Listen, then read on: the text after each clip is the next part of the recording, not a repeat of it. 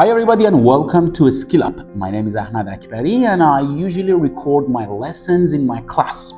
In our today's class, which was focused on IELTS Speaking Part 2, we talked about using useful time tenses in order to improve our score for using a wide range of grammatical structure and time tenses. As you know, if you want to get a higher score for IELTS speaking, it is important to show your ability in using a wide range of time tenses during the test. And in our today's class, we focused on those useful time tenses which we can use in IELTS Speaking Part 2 to make sure we have a wide range of time tenses.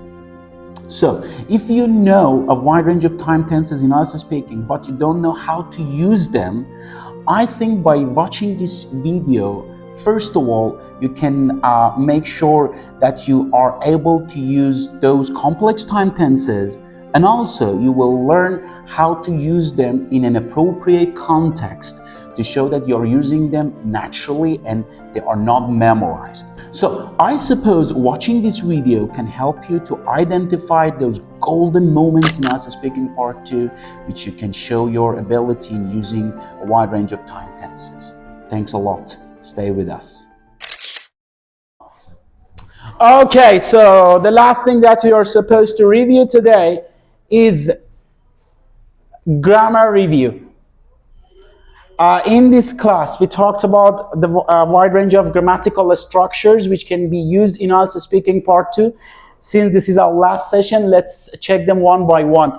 The first thing that I want you to remember to use is past continuous. Mostly it is useful for building the context for event topic card. When you are building the context of your story. For example, 3 weeks ago, while I was scrolling my Instagram, suddenly I came across. While I was walking on the street, suddenly I saw. So, while past continuous to show the background of your story, to create the background of it. Or we use past continuous for showing two actions. Okay? And the one, as we talked about in this class, the one, we have two actions, both of them are in the past. One of them is in progress, the other one interrupts, yeah? For example, while I was waiting for a car to come and pick up us, suddenly we heard a strange voice. While I was, window shopping, suddenly something very interesting caught my eyes. The action of window shopping in progress and something which interrupts. Use it. And as and while, both of these words can help you to show the actions, yes? Present perfect. The first place would be people topic card. We've been friends, I've known. And about your lifelong interest and experiences. You can use it a lot. I've always been interested in, I've always wanted to, I've never liked, I've always been curious about, in IELTS Speaking Part 2. Relative clauses. We talked about relative clauses in this class a lot. First of all, for people topic card. He's a kind of person who starts. This is the kind of place where, and particularly about the time. The story goes back to 5 years ago. Whenever it is possible, please include relative clauses, because they are not only complex grammatical structure, but also they help you talk more. They will enhance your fluency because you don't need to stop at the end of the sentence that you're, telling. The next thing, past perfect, particularly for event topic card. Both of them, past perfect, past continuous. You were practicing event topic card today in this class, and you could see that how useful these two time tenses are in event topic cards. Because in event topic cards, we are talking about the sequence of an action. The sequence of actions, yes? We want to show the order of actions in our event, in our personal experience. So because of that, using these time tenses are super important to have an easy to follow storyline, and also to show me your ability in using a wide range of time tenses. In both of these cases, it is important to use them. This is the first thing that you need to remember about event topic cards and past perfect. And as you remember, in this class, we learned that after words such as before that time, I had never. When you want to talk about your experiences in the past, yeah? Before that time, I had never tried foreign food. Before that time, I had never experienced something like that. Before that time, I had never seen something like that. Your experiences in the past. WH clauses, we talked about them a lot here. What I really liked about it. What made this food special to me. What makes my friend admirable to me is the fact that. What I really hate, what I really like, what makes it special. So these WH clauses are really, really important.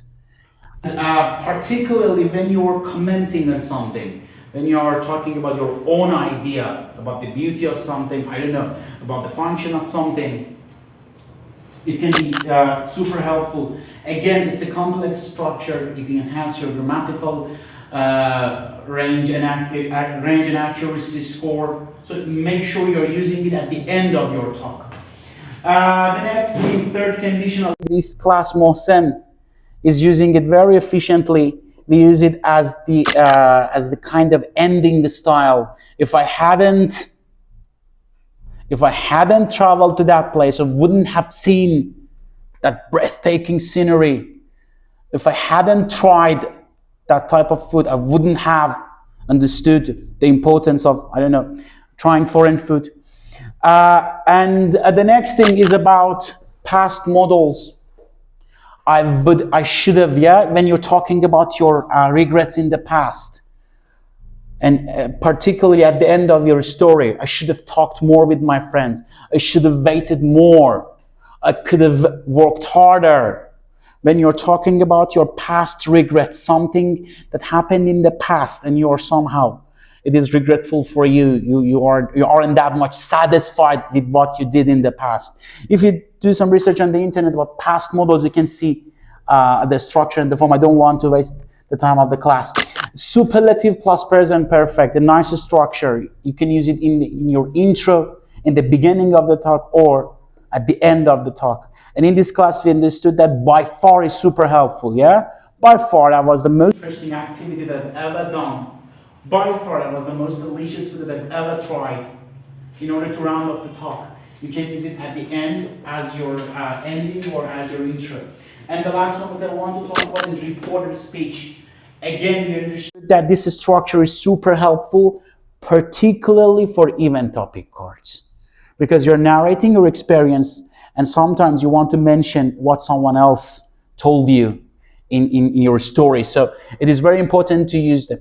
And the reason that I'm emphasizing on using this grammatical structure is, again, improving your score for your grammatical range and accuracy. And as I always tell you, knowing them isn't that much important. Knowing them isn't that much important. Identifying the context that you can drop them based on your context is more important. You need to know where to use them. It is more important than knowing them, because knowing them can't be that much helpful. You need to know where to drop them. You need to know the specific context that they can be used. And the only way that guarantee is recording yourself. Nothing can help you more than recording. I don't know, practice, record yourself. After recording, please listen to your talk to see what you have done, to identify your weakness, your strength, and then try to include them wherever it is possible in your talk. Then record yourself again. It gives you a new insight. It helps you to use them efficiently. And as I told you, I don't like you to memorize anything. I want you to know the context, and based on this knowledge, drop those specific grammatical structures which can be helpful for you. Thank you. And as always, this is the last thing that I usually mention at the end of my IELTS Speaking Part 2 classes. Just practice, nothing more.